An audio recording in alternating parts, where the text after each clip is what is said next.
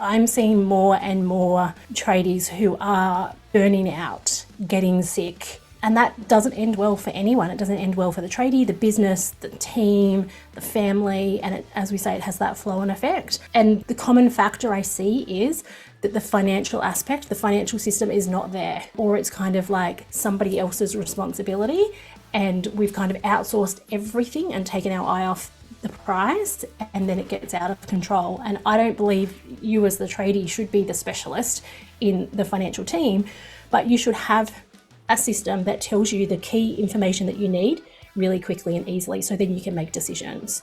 Like if you know you've lost money on that particular job, well then when you quote another job, don't do it the same way as you did it there. But if you're not tracking those numbers, there's no way you can compare it. And then you keep doing the same thing, and then all of a sudden we're 3 years down the track and you're like in a very big hole.